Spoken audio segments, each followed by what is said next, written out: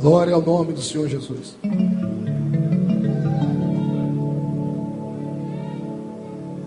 Lucas 24:49. Louvado seja o nome do Senhor Jesus. Está escrito assim: eis que eu envio sobre vós a promessa do meu Pai. Ficai, pois, em Jerusalém, até que do alto sejais revestidos de poder. Vou ler de novo o versículo para acordar os pentecostais. Eis que eu envio sobre vós a promessa do meu Pai. Permanecei, pois, em Jerusalém, até que do alto sejais revestidos de poder. Feche a Bíblia, coloque no banco, coloque na cadeira. Pegue na mão do crente mais bonito do seu lado. Se não tiver ninguém bonito aí, venha pegar na minha mão aqui. Atravesse a faixa de casa, o corredor. Dê um pulo do outro lado. Se o irmão não quiser pegar na sua mão, pisa no dedão do pé dele. Atravesse os corredores. Vocês estão ouvindo direitinho o que eu estou falando? Então, atravesse os corredores e pegue na mão do seu irmão aí. Aperte com carinho até ele falar aleluia. Pentecostal que não faz barulho está com defeito de fabricação. Senhor Deus, eu te glorifico nessa noite. Daqui a alguns momentos entraremos, ó Pai, no céu. Entraremos pela porta da frente e atravessaremos o átrio, o lugar santo, e entraremos no Santo dos Santos para sentir a sua glória e a sua presença. Ramachuri me canta, Rabassuri me raia. Cerque este lugar, ó Pai, com uma muralha de fogo agora. Num raio de 5 quilômetros onde houver um demônio alojado, eu dou a esses demônios segundos para desaparecerem daqui. Porque se não sumirem, serão queimados pelo poder da sua glória que virá.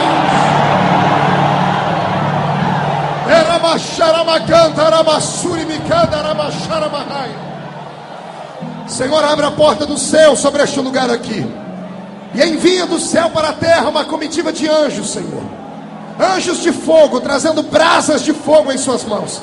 Que eles comecem a esparramar essas brasas entre nós. E onde houver um crente batizado com o Espírito Santo, renova ele agora, meu Senhor.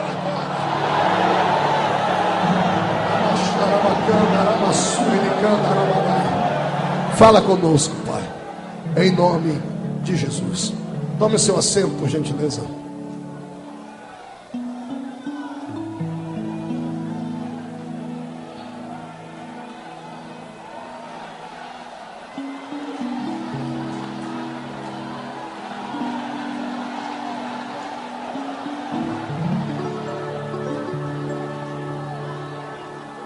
Perguntaram para mim esses dias, através da internet: pastor, qual é o segredo do sucesso das suas cruzadas, dos seus cultos, dos congressos onde o senhor prega? E eu digo: o segredo não está em mim, está no povo. É a fome do povo que faz Deus trazer o alimento sobre eles. É a fome do avivamento que traz o fogo do Senhor sobre nós. É a vontade que as pessoas que saem de casa, saem de ônibus, de bicicleta, de carro, de metrô, de vans, fazem caravanas, que vêm para as nossas reuniões, que transformam a reunião num ambiente tão favorável ao derramamento do Espírito Santo. É só isso. Pastor Marco não é um mágico, eu não sou um super-homem, sou apenas um ser como você, de carne e osso, que também tem os seus desejos com Deus. E quando Deus encontra alguém que tem desejo dele, Ele derrama a sua unção com muito poder e com muita glória sobre o povo. Olhe para o seu irmão e diga para ele: sinta fome de Deus, sinta sede de Deus, tenha vontade de Deus. Tendo isso, Deus vai abençoar e operar um milagre na sua vida. Posso ouvir mais um grito de glória a Deus aí? Eu pedi a Deus uma palavra para o encerramento desta cruzada, e o Senhor me deu uma mensagem novinha. Eu escrevi ela dentro do avião vindo para cá. O tema da mensagem é esse: quero que você memorize, guarde, escreva nas tábuas do seu coração e depois ore para que o Senhor te dê mais revelações do que Ele me deu aqui. A oitava capa. Esse é o tema da nossa mensagem. A oitava capa. Diga para o seu irmão, a oitava capa. Não, faça biquinho para ele ouvir direitinho. Diga, a oitava. Diga, o milagre não está na primeira, nem na segunda, nem na terceira, nem na quarta, nem na quinta, nem na sexta, nem na sétima. Diga, o milagre está na oitava capa. Quantos querem receber esta capa? Dê um grito de glória a Deus aí bem forte, né? Biblicamente falando, a capa ela é uma túnica. E a túnica era sobreposta em cima de um vestido ou da roupa que a pessoa estivesse usando.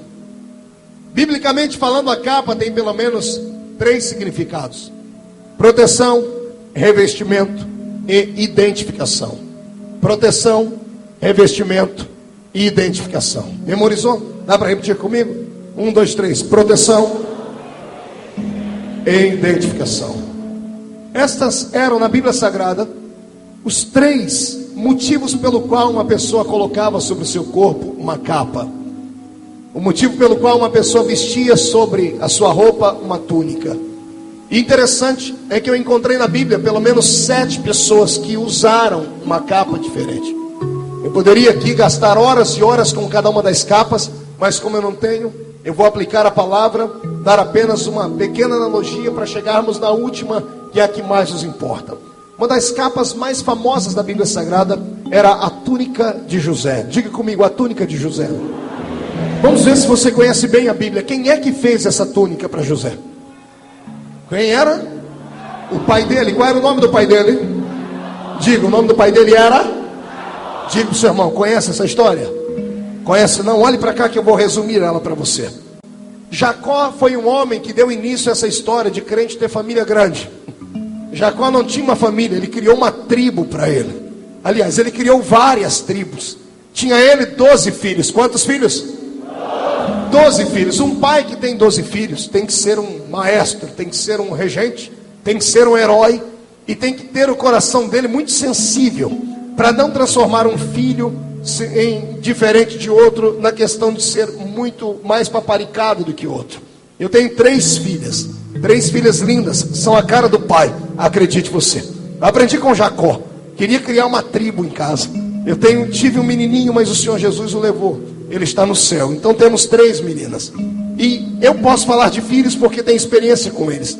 Não é nada fácil cuidar de filhos, porque entre eles há um ciúmes natural. Cada um deles é diferente. Cada um tem a sua própria personalidade. Embora todos os filhos saiam da mesma fábrica, cada um vem com um selo de qualidade diferente. Um é mais melancólico do que o outro é mais expansivo. Um é mais sorridente, o outro é mais tristezinho. Um é mais rechonchudinho, o outro é mais magrinho. Mas no final o pai é apaixonado por todos de maneira igual. Pai não faz diferença de filho. Aliás, o pai daria a vida por qualquer um de seus filhos. Qualquer pai que ame de fato a sua família daria um braço, daria uma perna por causa dos seus filhos, entregaria a sua vida no lugar dele. Mas tem filhos que são diferentes. Diferentes não pela maneira de ser, mas pela maneira de se apresentar ao pai. Tem filho que conquista o pai de uma maneira diferente. Aqui está talvez aquela grande diferença que você viu no tratamento do seu pai entre você e o seu irmão. Não é que o seu pai amava mais você do que o seu irmão ou vice-versa. A diferença está no tratamento que nós recebemos. Quando nós somos bem tratados, automaticamente nós abençoamos as pessoas, nós tratamos bem. O ser humano dá, geralmente, aquilo que ele recebe sobre si. Jacó tinha 12 filhos, mas só para um filho ele teve a capacidade de parar um dia, pegar uma agulha, pegar linhas, tricotar uma túnica, colher cores, porque a Bíblia diz que a túnica era colorida. O pai gastou o tempo, usou a sua criatividade para criar aquela capa e deu esta capa ao seu filho. E eu fiquei perguntando, meu Deus, o que é que José tinha que os demais não tinham? Por que é que Jacó presenteou a este filho e não os outros 11? E foi lendo a história que eu descobri o que eu vou lhe falar agora. A diferença não vem do pai para o filho, mas é do filho para o pai. O pai ama os filhos de maneira igual, mas quando um filho demonstra um carinho a mais pelo pai, automaticamente a atenção do pai vai estar voltada para ele. O pai continua morrendo por todos eles, o pai continua fazendo qualquer coisa por todos eles, mas aquele filho acaba se transformando no filho do coração. Deus criou inúmeros homens na Bíblia Sagrada, homens ungidos. Deus teve um Elias, Deus teve um Eliseu, Deus teve um Jefté, Deus teve um Gideão, um Sansão, o Senhor teve um Samuel. Mas para nenhum deles o Senhor disse: este é segundo o meu coração. Deus só falou isso para Davi. Por que Davi era segundo o coração de Deus? Pela mesma forma que José era segundo o coração de Jacó. Tanto José quanto Davi conseguiram achar uma maneira de conquistar o coração do pai de uma maneira diferente. Eles mostraram para o pai que eram merecedores de uma atenção especial, não porque eram truculentos ou bravios, mas porque eram extremamente sensíveis. Quando eu olho para José, eu descubro porque é que ele recebeu a capa que o pai dele fez. Porque José herdou o dom que o pai dele tinha. O pai dele era um sonhador, Jacó era um sonhador. Na hora da angústia, do aperto, ele pegou uma pedra, colocou debaixo da cabeça e não teve pesadelos. Ele conseguiu sonhar, e no sonho ele viu uma escada que descia do céu até perto dele, e anjos vinham do céu, e anjos subiam da terra naquela escada. O homem que consegue sonhar no meio da angústia é porque esse homem está emocionalmente sarado. E José aprendeu a sonhar com o pai dele. E por isso, quando ele chegava na hora do almoço, ou na hora do café, ou na hora do café da tarde, ele dizia assim: gente, eu tive um sonho hoje. Todo mundo chamava ele de sonhador, mas o pai fazia questão de parar para ouvir o sonho, porque o pai dele conhecia a linguagem dos sonhos. Eu trago isso aqui hoje para você, e quero pedir a Deus que dê para você uma capa, como deu José, como deu Jacó para José. Eu quero que a capa que estava sobre José caia sobre você também. Eu quero que a capa do amor de Deus, por você ser um filho diferenciado, caia sobre a sua história hoje. Porque nós temos aqui entre nós aquilo que eu dei um apelido para José. Eu disse sempre nas minhas pregações que José era uma espécie de xodó. É assim que nós falamos no interior de São Paulo. Quando um filho é muito querido, a gente diz: esse aí é o xodózinho do pai dele. José era o xodózinho do pai. Assim como você vai se transformar nessa noite no xodózinho do Deus que está lá em cima no céu.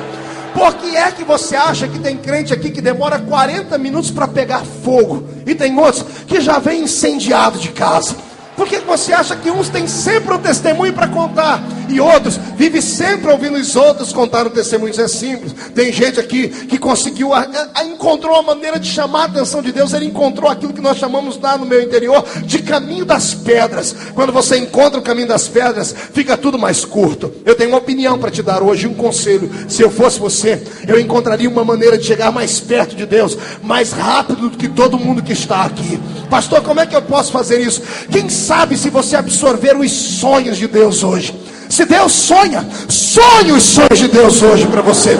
Pastor, qual é o sonho de Deus? O sonho de Deus é ver este culto terminar com tanta unção, que os crentes saiam daqui pingando azeite. Se este é o sonho de Deus, ajude o sonho dele a ser uma realidade agora.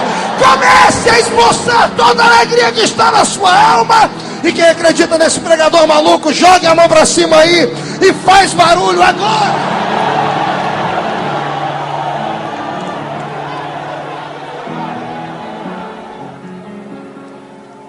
Esta é uma das capas mais conhecidas da Bíblia.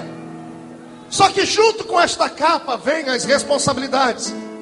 É automático. Se você chamar a atenção do seu pai que está no céu, outro irmão do seu lado vai sentir inveja de você. Vão te jogar dentro da cisterna, vão te vender, vão te revender, vão arrumar calúnias para a sua história. Mas eu quero te dar hoje mais um conselho: não deixe de sonhar por causa das tribulações e das lutas. Porque o Deus que te deu o sonho vai estar encontrando uma maneira linda de fazer este sonho se realizar. Eu penso num Deus que é poderoso, eu penso num Deus que é tão grande, que não quer entregar na sua mão um milagre de qualquer jeito, para você nem perceber que ele chegou. Deus é um ser que gosta de entradas triunfais. Lembra no Velho Testamento? Toda vez que ele aparecia, ele vinha em cima de uma nuvem cheia de glória, com raios saindo por um lado e por um outro. Quando ele chegava em cima do monte, o monte se chacoalejava de um lado para o outro. Deus é um ser que gosta de entradas triunfais. É por isso que ele vai entrar na sua vida por esses dias, e vai fazer um rebuliço na sua casa. Mas vai ser tão grande o que ele vai fazer, que você vai ficar completamente apavorado. Tem alguém que acredita nisso aí? Jogue a mão para cima mais uma vez e adore ele. Diga para o seu irmão: esta é a primeira capa da Bíblia. Diga: pode até desejar esta, Mas tem uma maior aí. A segunda capa da Bíblia Sagrada é uma capa maldita. É a capa que expressa exatamente a revolta, a insubmissão e a frustração do ser humano. É a capa babilônica que Acã pegou no caminho do Egito até Canaã. Acã foi um desses crentes que aqui dentro não tem, só tinha em Israel e lá na minha terra, que não tem paciência de esperar o tempo de Deus, que quer que Deus seja o empregado dele, e quer que todas as promessas que Deus fez tenham que se cumprir dentro do relógio dele. Ele quer que Deus ande dentro da agenda dele. Ele quer que Deus seja uma espécie de vassalo dele. E o meu Deus não é empregado de ninguém. A minha Bíblia diz que antes que houvesse dia, Ele já existia lá no céu. Deus é soberano e deve ser adorado. Acã não soube esperar o tempo de entrar na terra prometida para ficar rico. Acã não soube obedecer o seu líder que disse que quando entrar no meio daquele povo inimigo é para matar e queimar tudo. Acã era frustrado porque as pessoas que saíram do Egito com ele haviam conquistado cargos em Israel, e ele e a família dele não tinham nada. Então quando ele teve a primeira chance, ele pegou para si, além de uma cunha de ouro, uma capa babilônica. E aquela capa babilônica exemplificava muito bem o que era o coração dele. Um homem que não estava tranquilo, um homem que era por demais desejoso de ter coisas que não lhe pertenciam e fora do seu tempo.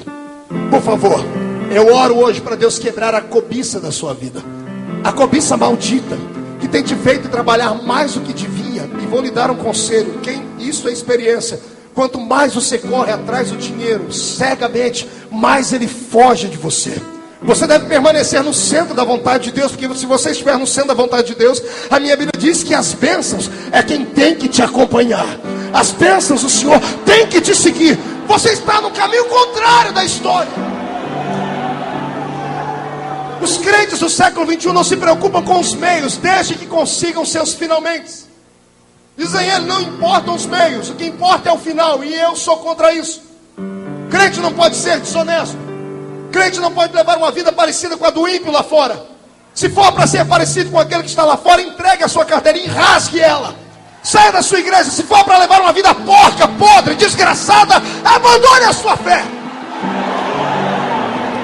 Ah, pastor, mas se eu for assim, eu vou me chamar de bobo. Que te chamem de bobo, de desonesto, de maluco.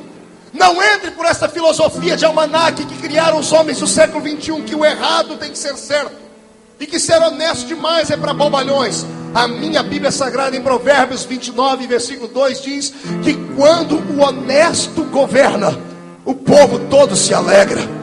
Se você é honesto na sua casa, a sua família será alegre. Se você é honesto com Deus dentro da sua igreja, o seu ministério será um ministério alegre. Eu profetizo que nós não vamos abrir concessões.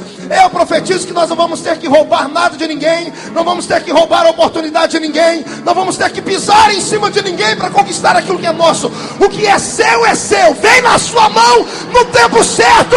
Quem concorda comigo, dê um grito de glória.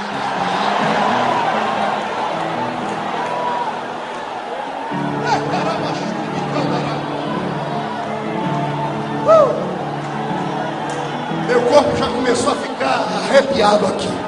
Essas coisas só acontecem quando o Espírito Santo começa a sorrir e começa a derramar a graça dele.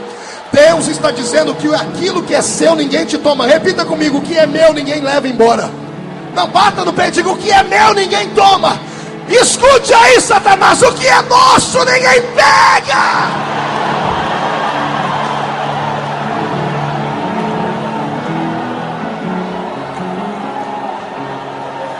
Pastor Marco, diga, mas pastor, eu estou atrás da minha capa babilônica, pastor, porque a oportunidade veio à mão. E se eu não pegar, outro vai pegar, deixa o outro pegar. Oportunidades sagradas trazem paz no coração. Não te traz perturbação amanhã.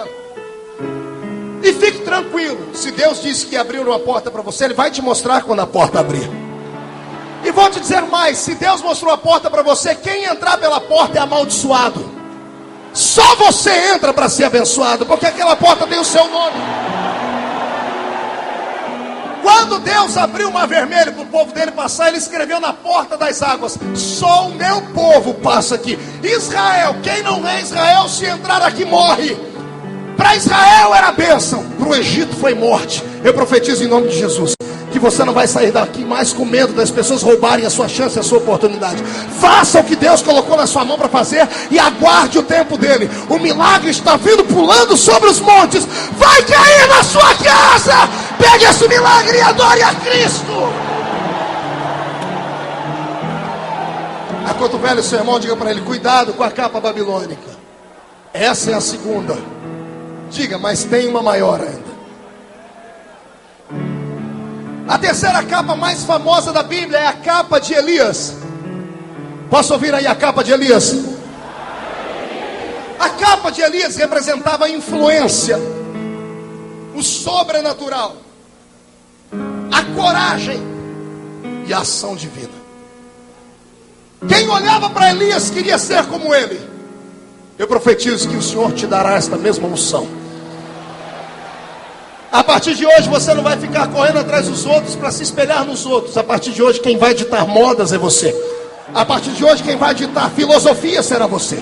A partir de hoje Deus vai te dar um estilo de pregar tão diferenciado que até eu vou parar para copiar também. Chega de você ser sempre o último da fila. Está na hora do meu Deus inverter a fila e você vir para frente. Tempo de influência.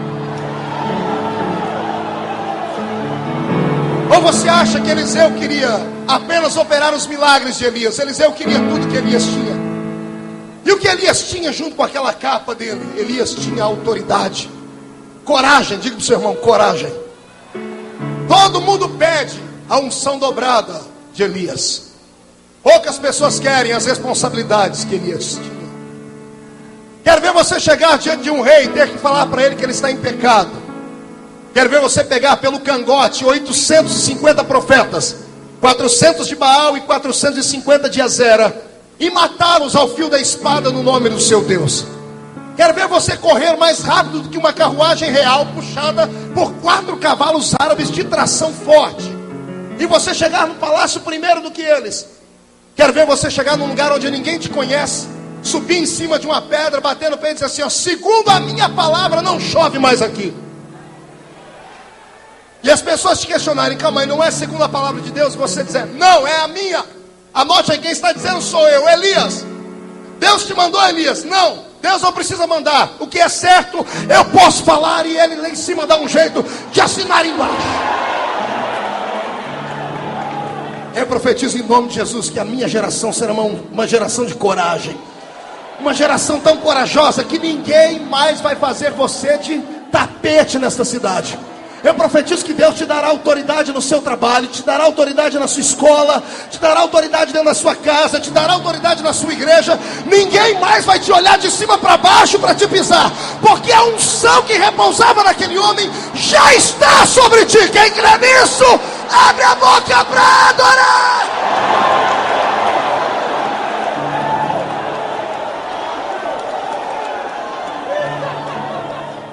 Diga para o seu irmão: a capa de Elias é forte, mas diga, tem uma maior que essa ainda. A quarta capa mais famosa da Bíblia é a capa de Bartimeu. Capa de quem? Bartimeu era um cego que andava pelas ruas da cidade de posse de uma capa. Por que é que você acha que a Bíblia Sagrada diz que quando ele gritou o nome de Jesus, tentaram impedi-lo, e quando Jesus disse: deixe o homem vir a mim, e alguém chegou: olha, vem que o mestre está te chamando. Por que você acha que a Bíblia fez questão de dizer que quando ele se levantou, ele desabotoou a capa e jogou ela fora? Porque aquela capa representa exatamente aquilo que Deus não quer que você tenha: dependência de homens. Você não entendeu? Eu repito. Aquela capa é a capa da dependência dos homens. Só usa essa capa quem é cego. Só usa essa capa quem é cego. Porque quem é cego é que vive dizendo: eu não posso, eu não consigo, eu não vou, eu dependo, eu preciso, me ajuda. Vem para a igreja e fica com o espírito tão pequenininho que tudo que fala é no diminutivo. Tem uma casinha, um pastorzinho, uma biblinha, tem um trabalhozinho, um maridinho, um filhinho. Preciso de uma ajudinha. Ei, eu quero que a capa da dependência humana caia das suas costas hoje. A não ser que você queira continuar cego e não enxergar as possibilidades dos milagres que Deus deu para você também. Ou você acha que o que Deus deu para mim, Ele também não oferece para você? Ou você acha que o que Deus deu a esse irmão que está do seu lado, Ele não ofereceu a você? A oportunidade aberta a todas. Por isso Deus não é injusto.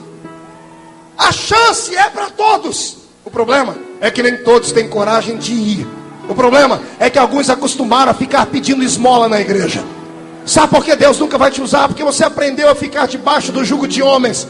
E tudo que o homem diz, você acata, diz, é verdade, eu não presto, não valho nada.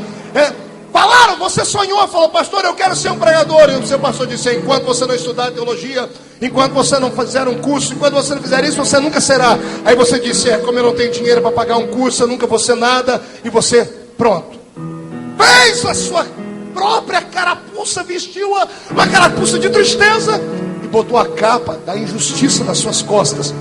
Fica para a igreja andando daqui para lá, correndo atrás de profeta, buscando uma chance, mas nem você acredita. Quer que eu te apresente um crente que usa essa capa e não quer deixar de ser cego? Eu te apresento. Preste atenção no culto. O pastor está pregando, ele libera palavras de cura, libera palavras de bênção para a família. Ele está pregando e profetizando, e quando ele termina, o mesmo povo que parou para ouvi-lo faz uma fila. Pastor, ora por mim, pastor. Estou doente.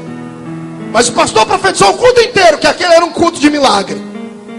A pessoa ficou sentada no culto pensando na doença dela, na desgraça da enfermidade dela, na desgraça do problema financeiro dela, no problema do casamento, e não absorveu nada que saiu daqui. Terminou o culto, foi lá e falou, pastor, ora. E o pior não é isso, às vezes a gente ora. Quando termina de orar, a pessoa fala, pastor, continua orando por mim, está meu nome aqui, é porque o senhor sabe, eu sou doente, estou desempregado. Ô filho do cão. Além do infeliz não ter fé para ele, rouba da gente também. Senta perto de um crente desse jeito para você ver. A capa da dependência humana está aqui nas costas. Ele não ora nunca, mas toda vez que chega perto dele, ele fala, irmão, 6 horas por mim. O pastor pergunta todo culto, é costume de algumas igrejas, quem aqui precisa de oração? Você em sua casa. O pastor nem terminou, ele levanta as 2 mãos e os pés juntos. Você está cego. E o pior não é isso, você se acostumou com a cegueira. A capa da dependência dos homens está na sua costa. Isso serve para os obreiros que estão me ouvindo aqui. E os seus ministérios estão travados, paralisados. Sabe por que você não cresce? Porque você depende só de homens. Sabe qual era o segredo da igreja primitiva? Sabe por que ninguém parava aquela igreja? Porque aquela igreja não tinha medo de morrer. Quem é que pode com um homem que não tem medo de morrer? Você vai ameaçar ele de que jeito? Me fale.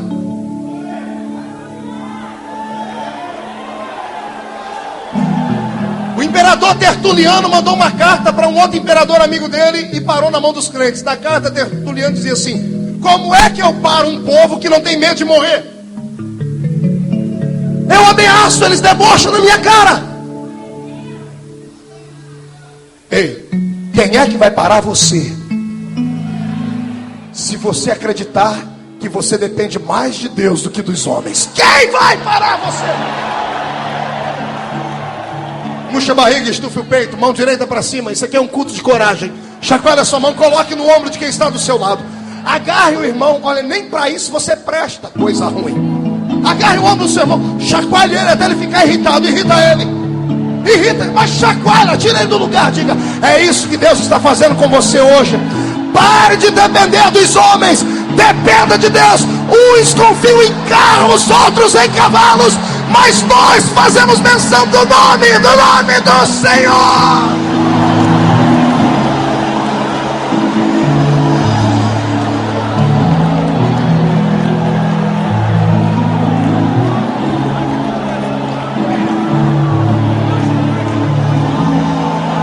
Só crente maluco espiritual faz o que eu vou falar agora. Mão direita para cima.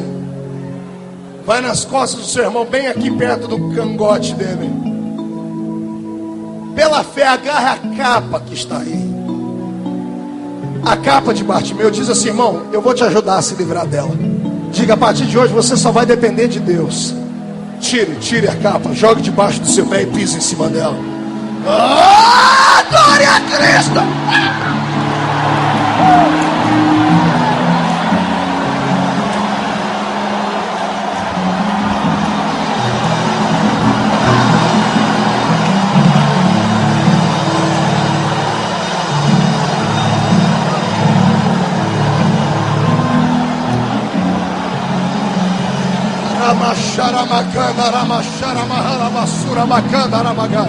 Pai, onde houver um crente corajoso que só depende de Ti, derrama uma unção sobre ele tão grande agora, que eu quero ver a tampa da chaleira voar aqui neste lugar.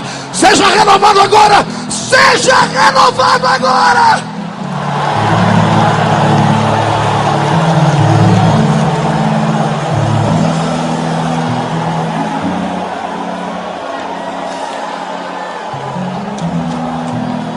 Estamos intercalando as capas. Uma capa desejável e uma capa que a gente pode jogar fora.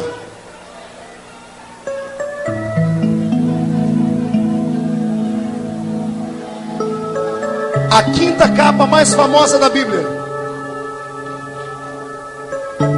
A capa do apóstolo São Paulo. Paulo, escrevendo a Timóteo, disse a ele: Timóteo, traz, por favor, a capa que eu deixei em Troades, porque agora estou sentindo falta dela. Por que Paulo fez questão de dizer onde ele havia esquecido a capa, ou onde ele havia deixado a capa? São coisas assim que transformam você num pregador. Curiosidade. Diga para o seu irmão: por que Troades? Olhe para cá. Paulo estava vivendo os momentos mais difíceis da sua vida. Estava na masmorra de Roma, segunda vez preso. Dessa vez não tinha mais força nenhuma para sair dali. Estava vencido emocionalmente. Estava com o corpo aprisionado, solitário, sem amigos, sem igreja. E roubaram dele aquilo que ele mais gostava de fazer: pregar. Quando você tira os sonhos de um homem, quando você tira a visão de uma mulher, quando você encarcera um ser humano num lugar isolado, a pessoa fica emocionalmente abatida. E quando o espírito está abatido, o corpo inteiro padece. Por que você acha que você perde a fome quando fica ansioso? Ou quando recebe uma notícia triste? Ou quando aquilo que você mais sonha não acontece como você queria? Porque está lhe faltando saúde na alma. Paulo estava passando pela pior luta da vida. E sabe do que é que ele se lembrou? De Troades. Ele se lembrou que quando mais jovem foi lá em Troades pregar. Ainda era um evangelista famoso. Onde ele ia, as multidões paravam para ouvi-lo pregar. O culto foi tão animado nesse dia, numa cruzada em Troades, que ele pregou das 6 da tarde até meia-noite. Era tanta glória no culto que ninguém queria ir embora. Até que o diabo meteu o bedelho dele lá. Diz a Bíblia que caiu da terceiro andar da casa um rapaz chamado Eutico. O rapaz caiu, quebrou o pescoço e morreu. Paulo estava em Troades. A capa estava no ombro dele. Ele chegou para o rapaz, todo mundo apavorado, dizendo: morreu o rapaz, morreu. E eu imagino Paulo, com a coragem que só Deus tinha dado a ele, saúde mental e emocional para tratar dos problemas.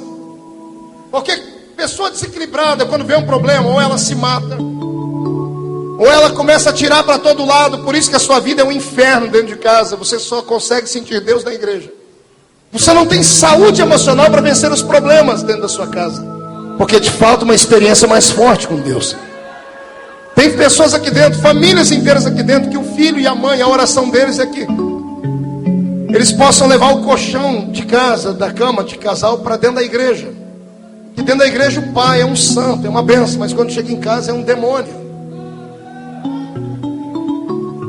Porque quando estamos fora do redil do Senhor, perdemos a nossa estrutura. Quando não há saúde, gente. Quando não há saúde na gente.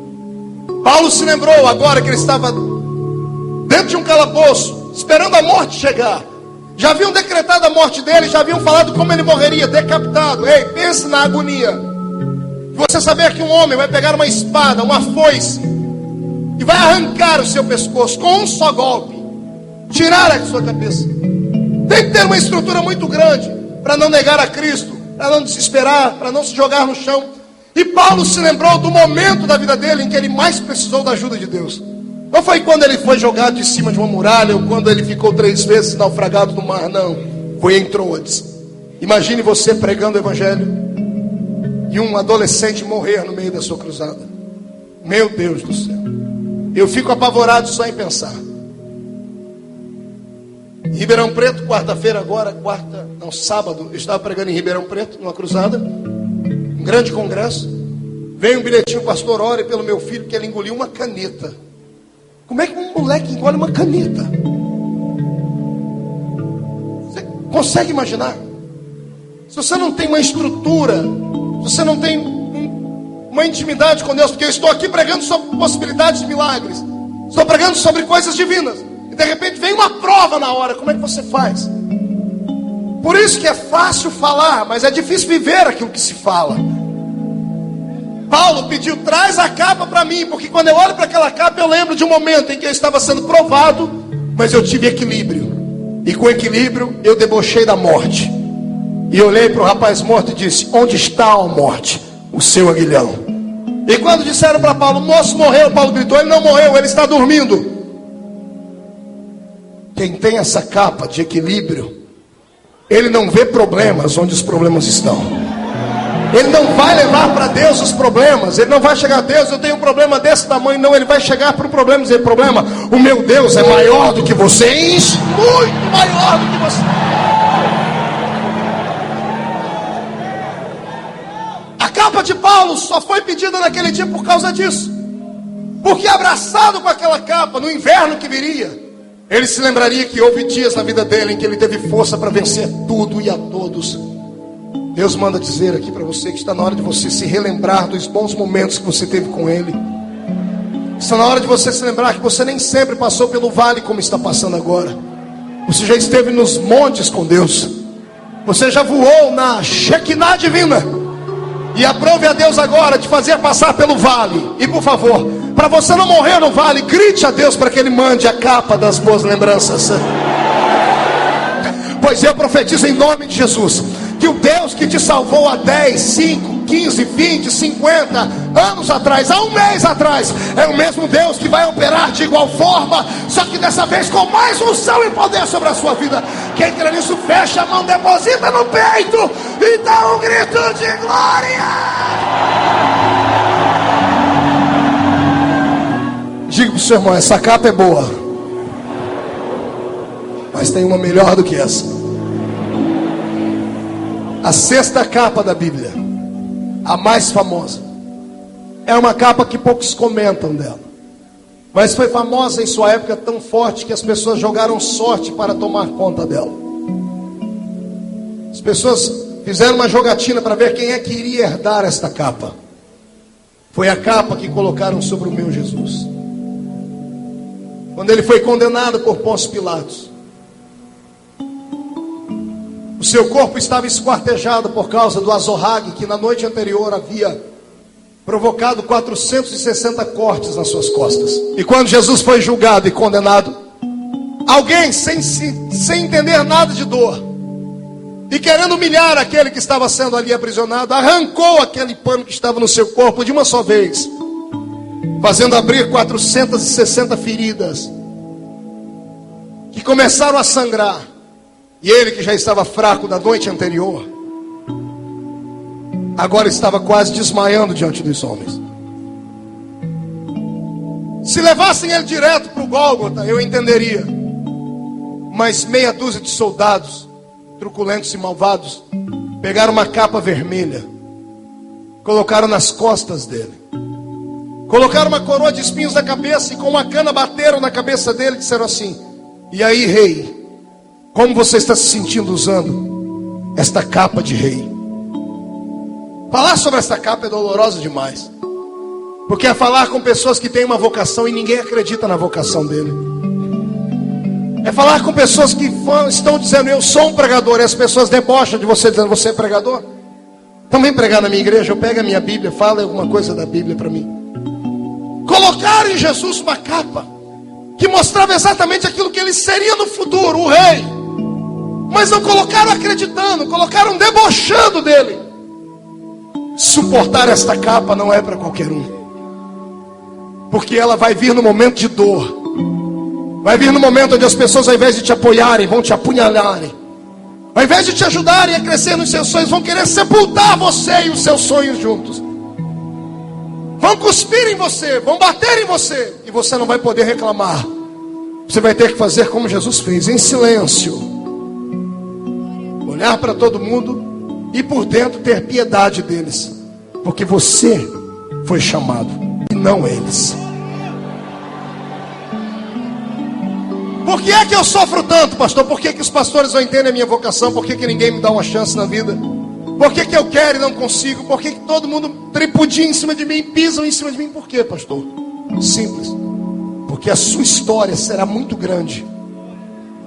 Hoje você só consegue te ver aqui embaixo. Vai chegar um momento, como Deus fez na minha vida, que até hoje eu não entendo as coisas que se passam, que Deus vai te colocar num lugar tão alto, que aquelas pessoas que debocharam de você aqui embaixo, que colocaram esta capa de desgraça sobre os seus ombros, dizendo: você pensa que é, mas não é, vão ter que olhar e dizer assim: poxa, por que é que ao invés de bater nele, eu não peguei um autógrafo dele? Por que é que ao invés de eu pedir para ele um esboço da mensagem, ou gravar uma fitinha dele cantando, por que que ao invés de fazer isso, eu persegui aquela pessoa? Porque vai chegar um tempo na sua vida que esses meses para falar com você vão ter que falar com o primeiro secretário, o segundo, o terceiro. Só vão conseguir falar com você pela internet, ou te assistir no programa de televisão, ou ler os seus livros que serão editados, ou ouvir você num CD bem feito. Por quê? Porque vai chegar o tempo de Deus te exaltar. Mas enquanto Ele não te exalta, abraça esta capa de vergonha e deixe os homens pisarem em cima de você. Deixe eles te ignorarem. Quanto mais rápido você sofrer, mais rápido Deus vai te colocar lá em cima.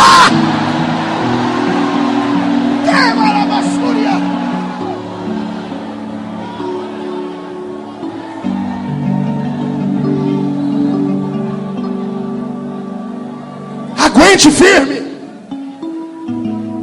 Ah, pastor, mas ninguém acredita que eu sou rei. Não acreditar em Jesus também.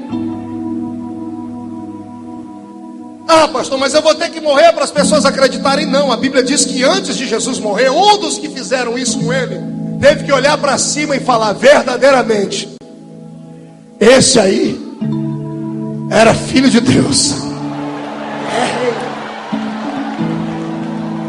Se as pessoas que estão do seu lado são grandes, não acreditam que você é rei, fique tranquilo. Antes de você apagar do seu lado direito, alguém vai dizer: ei, você se lembra de mim quando você entrar no seu reino? É só aguardar um pouquinho. E eu profetizo que vai ser antes de dezembro. Quem tem fé para pegar este milagre, pega ele, acredite. Deposite no peito e faça barulho para o inferno inteiro escutar.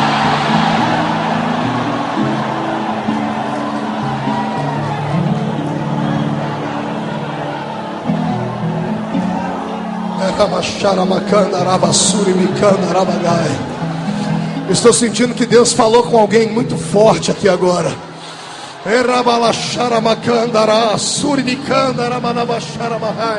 Isso, chore, irmã, derrame as lágrimas agora. Chore, profeta, chore, garoto.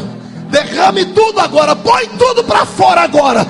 Deixa Deus olhar para você, faz uma poça de lágrimas aí. Sai daqui com o olho inchado, porque está chegando o tempo onde a verdadeira capa vai estar sobre você. Segure só mais um pouquinho, o milagre vai acontecer.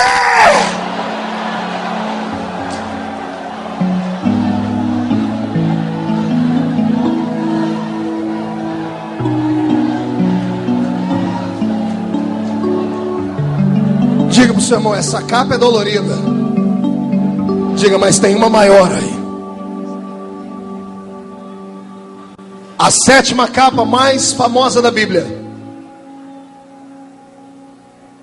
era a túnica que o sumo sacerdote usava uma vez por ano. Só uma vez por ano ele colocava essa capa. Ele entrava dentro do santuário que era o tabernáculo, atravessava o átrio, atravessava o lugar santo, e para entrar no Santo dos Santos só com essa capa. Era uma capa que vinha por cima da sua túnica. Nos pés da capa tinham romães e campainhas, que conforme o sacerdote andava, as campainhas batiam nas romãs e faziam barulho. Esta era a capa do barulho. Diga para o seu irmão: precisamos da capa do barulho.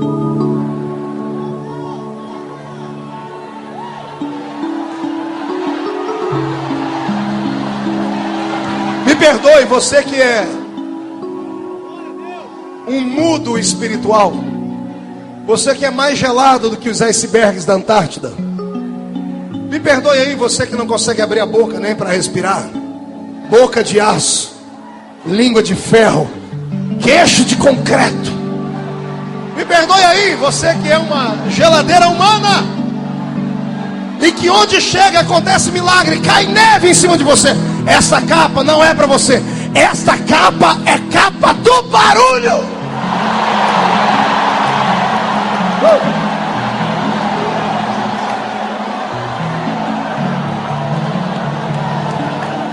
Pastor, para que o sacerdote colocava ela? Simples. Primeiro, não era qualquer um que colocava, só o sumo sacerdote. Murcha a barriga, estufe o peito, olhe para o irmão do seu lado, de cima para baixo, diga: não é qualquer um. Diga: tem que ter chamada para usar ela. Segundo, ela representava santidade. Só com a capa o sacerdote atrevia a passar o véu do templo. Sem ela ele seria fulminado. Olhe para o seu irmão e diga: só puros e santos usam esta capa. Pergunte para o irmão se ele entendeu. Entendeu?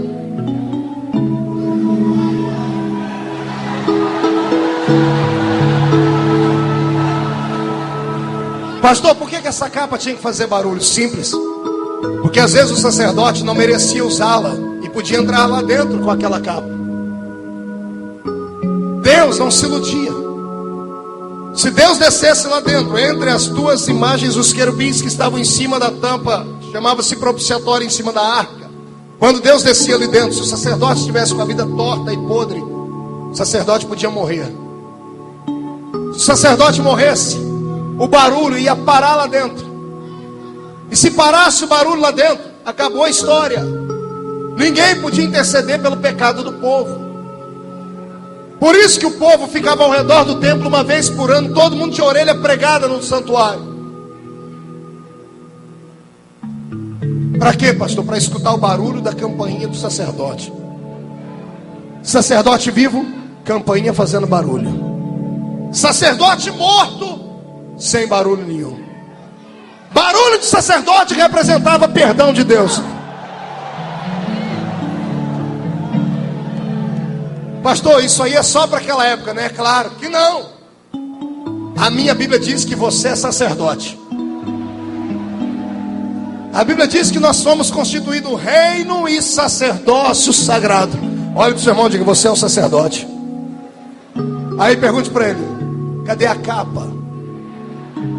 Sacerdote vivo faz barulho.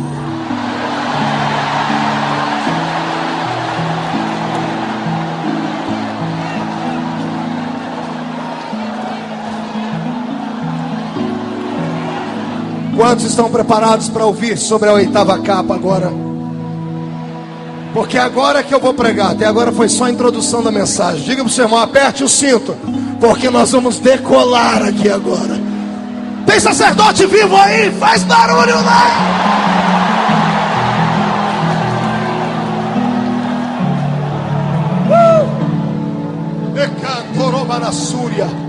Só quem é descendente do leão da tribo de Judá tem que dar gritos aqui dentro e berros. Você sabe como é que a autoridade do leão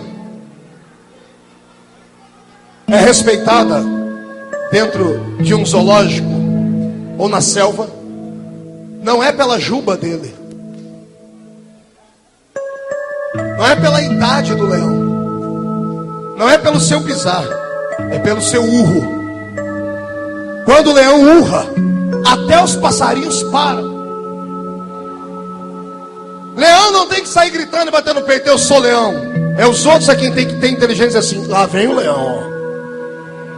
Pastor, o que o senhor quer dizer com isso? Eu quero dizer que você vai sair daqui hoje de posse da unção do leão da tribo de Judá.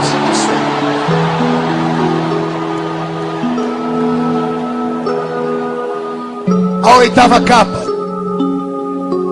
a mais poderosa de todos, ela é diferente das outras 7 que eu falei.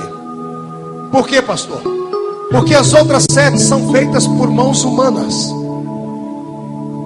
A oitava é feita pela mão divina. As outras 7 vêm da horizontal. A oitava vem da vertical. As outras 7 você pode até desejar e receber ela. Elias deixou a dele para Eliseu. Timóteo ficou com a de Paulo. Arão passou a dele para o outro sacerdote que veio até chegar em Eli. As outras são transferíveis. Esta não. Esta tem o seu nome. Deus fez para ti. Essa é igual a de José. Deus fez para ti e ponto final. Ninguém toca nela. Ninguém tem que entender. As pessoas têm que aceitar esta capa sobre a sua vida.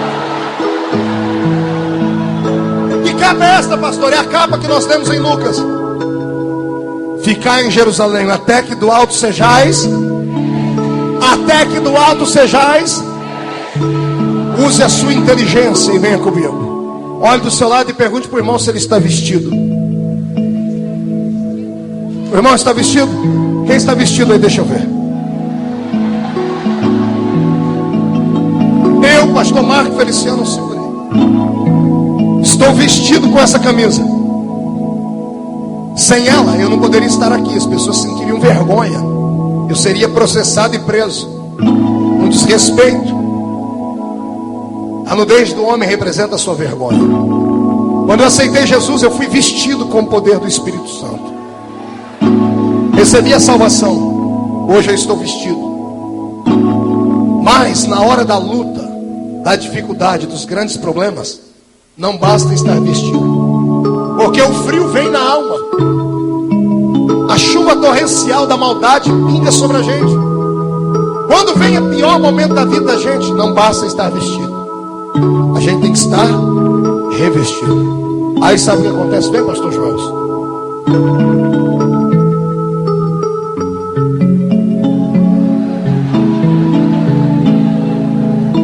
Eu fui revestido com esta capa. Ela me protegeu. Deus vai fazer isso com você hoje aqui. O que eu vou dizer pode parecer maluquice. Pode parecer coisa de maluco. Pode parecer coisa de gente que está faltando parafuso na cabeça. Mas eu vou dizer.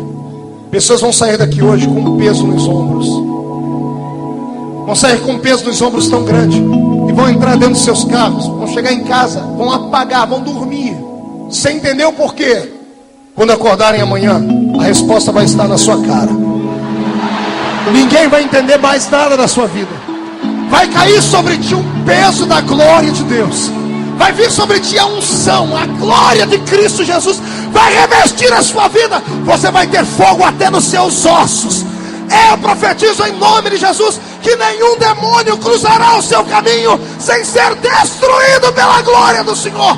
Quem crê nisso, abra a boca e dê um grito de glória.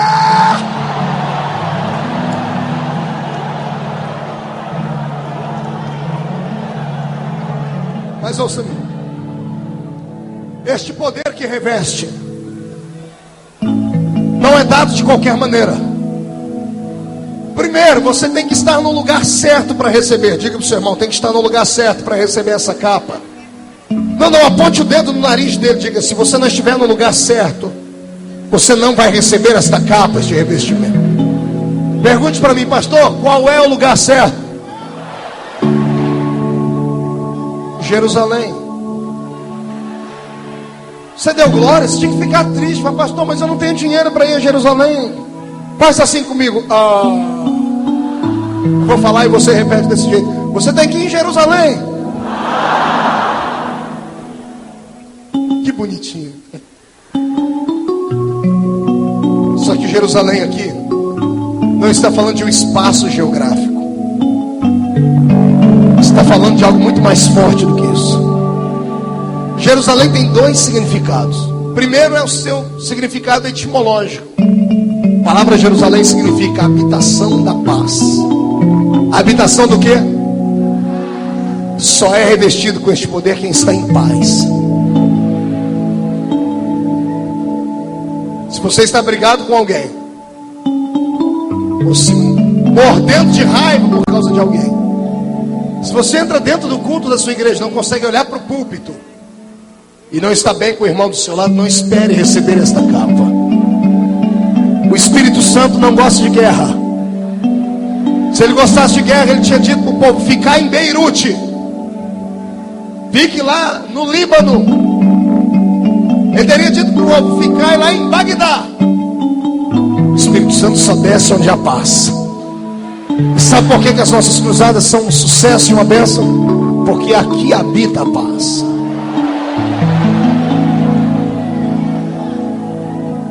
Pergunte para o seu irmão: tem paz aí?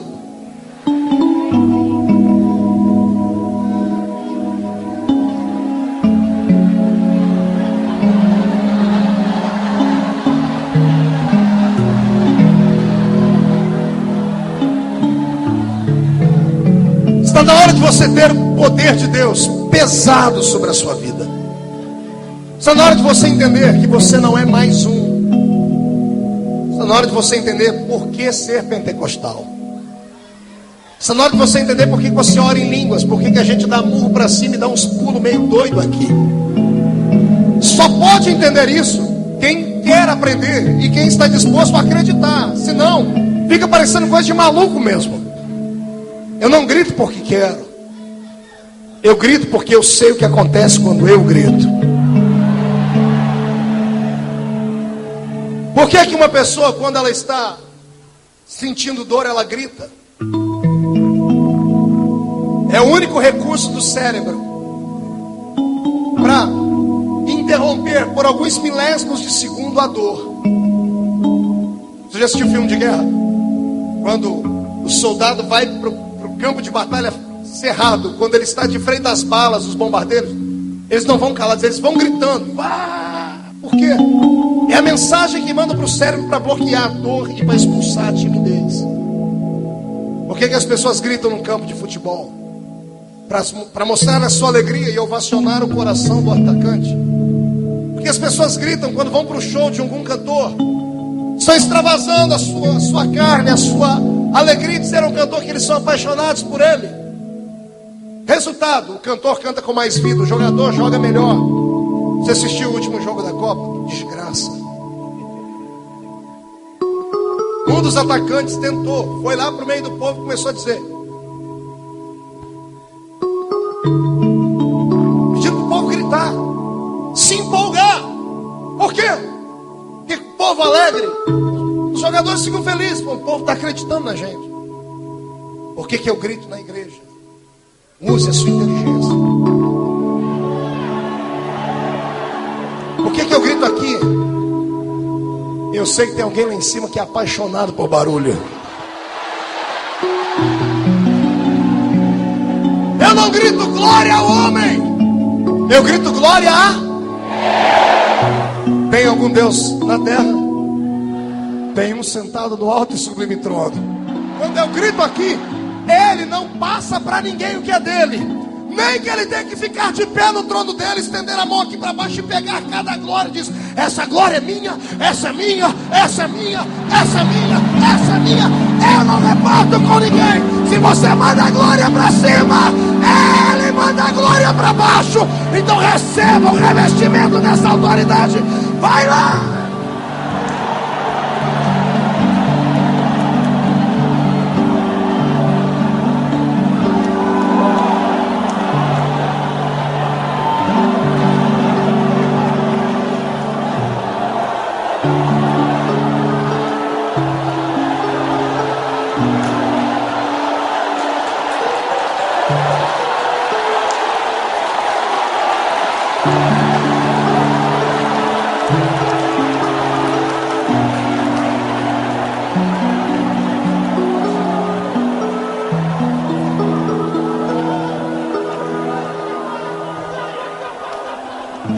Ei,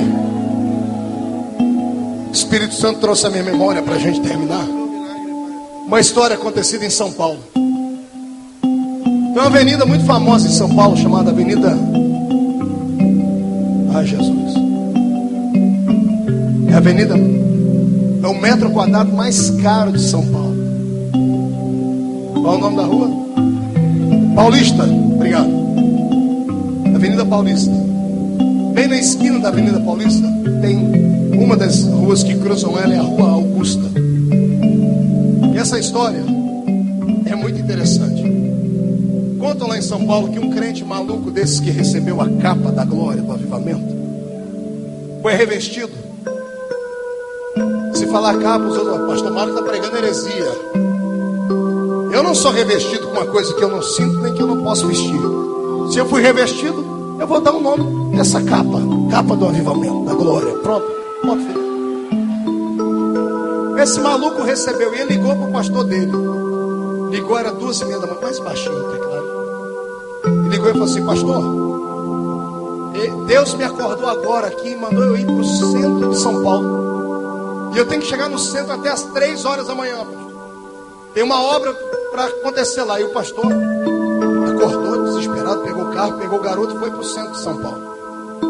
Pegou o garoto e disse: e para onde é que a gente vai? Ele fechou o olho e falou: calma aí, pastor, vou perguntar para Deus o endereço. E ele recebeu a informação: pastor, Deus está mandando a gente ir para a Avenida Paulista, no cruzamento com a Augusta. E o pastor correu com o carro para lá.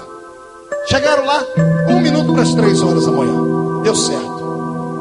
Quando o pastor chegou, olhou para o rapaz e falou: pronto, já estamos aqui, o que é para a gente fazer? O rapaz olhou para o pastor: não sei, Deus não falou ainda. O pastor olhou para o relógio, olhou para o frio que estava em São Paulo e disse: garoto, você me fez acordar à toa, nós vamos brigar muito. E não, pastor, Deus já vai falar comigo. Só um minutinho. O menino abaixou a cabeça, levantou o pastor: pronto, Deus já falou para mim o que é para fazer. O pastor: o que é? O que vai acontecer? Deus mandou ir no meio da rua e gritar 3 vezes glória. O pastor olhou para ele e falou: o quê? Quem mandou você gritar 3 vezes glória? Foi Deus. O pastor falou: Deus é maluco? Pastor, foi Deus que mandou o pastor para não ficar bravo. O garoto falou: vai lá, vai. Vai e grita. O rapaz foi para o meio da rua, encheu o pulmão de ar, olhou para o céu e gritou: glória! E a voz dele se perdeu. Ele olhou para o pastor e fazia assim, ó.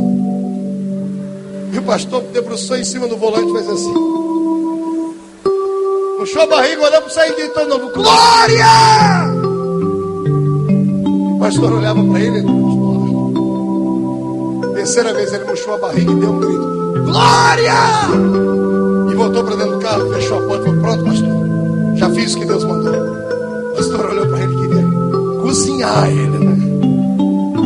O pastor nem falou nada com ele, engatou uma quinta marcha, foi embora para casa, não abriu a boca para falar um A. O rapaz nem saiu do carro, o pastor nem parou o carro direito. Empurrou o rapaz para fora do carro e foi embora.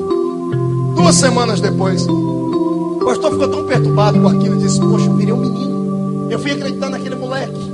É o que dá esses crentes que ficam orando em monte. Aí é isso que dá, essa doideira toda. O pastor estava tão perturbado que ele recebeu um convite de um amigo: vamos numa vigília. E o pastor: eu estou precisando orar, eu vou na vigília. O pastor chegou na vigília e falou: mas ninguém vai saber que eu sou pastor. Ficou lá no fundo, dobrou o joelho, orou. Quando ele levantou, o irmão começou a cantar. Quem é que estava na frente do irmão? O garoto. O garoto falou: ei, pastor, que experiência, hein? O pastor olhou para a cara dele: coisa ruim. E o pastor ameaçou sair. Falou: não, vou deixar meu amigo em maus lençóis, vou ficar aqui no culto. E vai o culto e vai as horas. Lá pelas 4 da manhã, um rapaz bonito, bem aparentado, subiu ao púlpito para dar um testemunho. Rapaz parecendo playboy, disse assim: irmãos, quero contar aqui para vocês uma história bonita. Aconteceu tem 2 semanas. Minha mãe é a fulana de tal, meu pai é fulano de tal.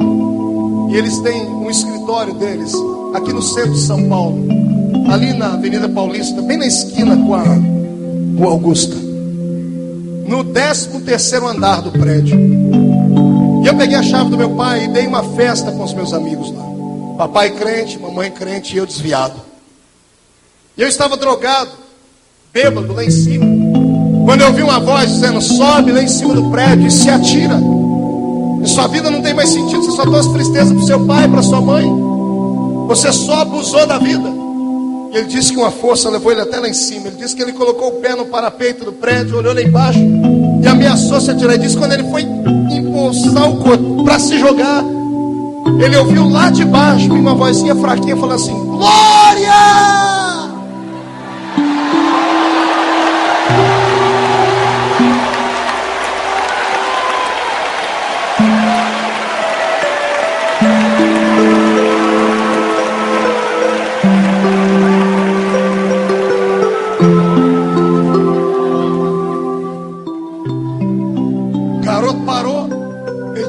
Que era uma loucura, aquele glória.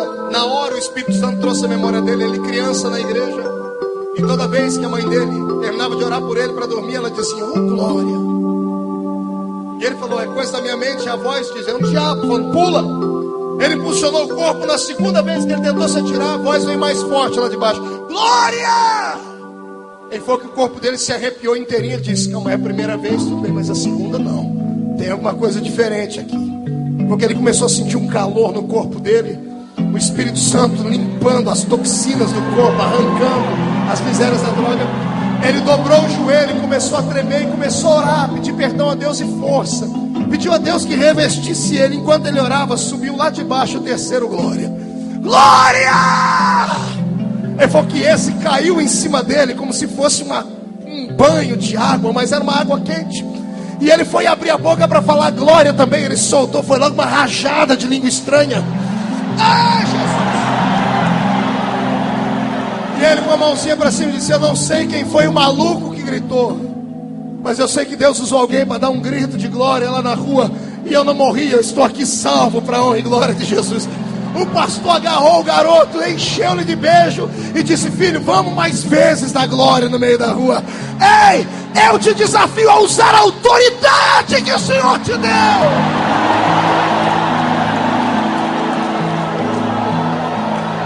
Fique de pé comigo.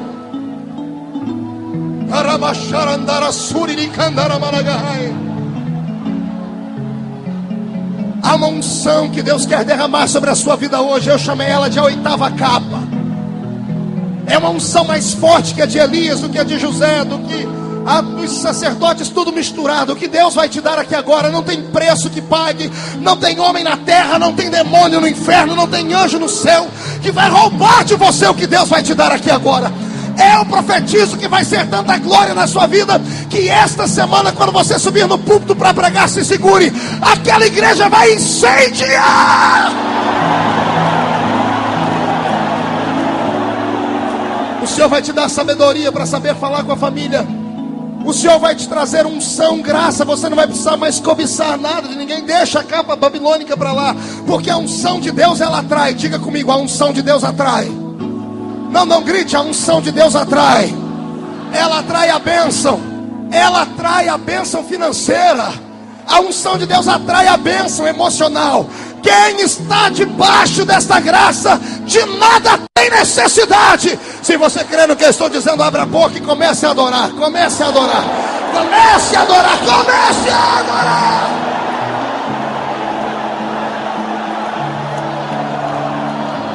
Feche seus olhos. Eu quero aqui na frente pessoas que se sentem rejeitadas pelo seu pai. Quero aqui na frente pessoas que estão frustradas porque vê acontecer tudo na vida de todo mundo, menos na sua. Quero aqui na frente pessoas que viram o ministério dos outros e dizem: eu quero ter um ministério assim. Quero aqui na frente gente que não quer mais viver dependendo dos homens. Quero aqui na frente gente que precisa de equilíbrio emocional para conduzir os seus negócios, a sua família, o seu casamento. Quero aqui na frente gente que perdeu todos os seus sonhos porque as pessoas debocharam dos seus sonhos. Quero aqui na frente gente que perdeu a experiência dos barulhos com Deus, que perdeu a unção divina. Por quê, pastor? Porque o Senhor derramará sobre ti hoje o revestimento da unção do Espírito Santo.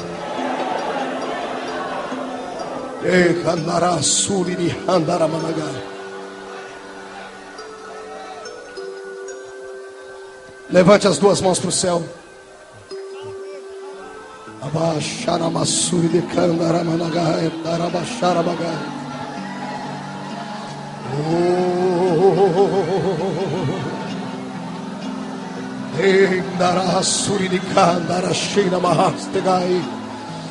Chacoalha suas mãos, chacoalha suas mãos. Pai, coloque uma brasa de fogo nessas mãos agora. Coloque, Pai, uma brasa de fogo nessas mãos agora. Porque eu vou pedir para os seus filhos colocarem as mãos uns sobre os ombros dos outros. Este fogo que está na mão deles vai limpar os ombros deles. Porque daqui a pouco o Senhor vai derramar um revestimento de autoridade sobre este lugar. Coloque a mão sobre o ombro do seu irmão agora. Coloque, coloque. Derrame sobre eles a sua graça e a sua glória. Refulgente glória. Rabacanta, rabaxaramacanta, rabassuri micandará.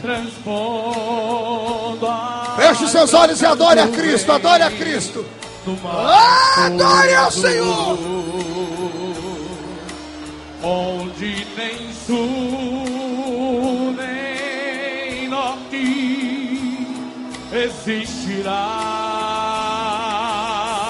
E em meio a lágrimas, sorrisos de alegria. Abra sua mão direita. Prazer. Diga comigo, todo o mal, todos os demônios, na palma da minha mão agora. Feche as suas mãos, feche. Levante lá em cima. Vou contar até 3, você vai jogar no chão e pisar em cima. 1. A capa do avivamento está sobre a sua vida. 1,5, a sua família está debaixo desta glória. 2, a sua igreja está revestida de poder. 2,5, você não é mais o mesmo. 3, jogue no chão, pise em cima.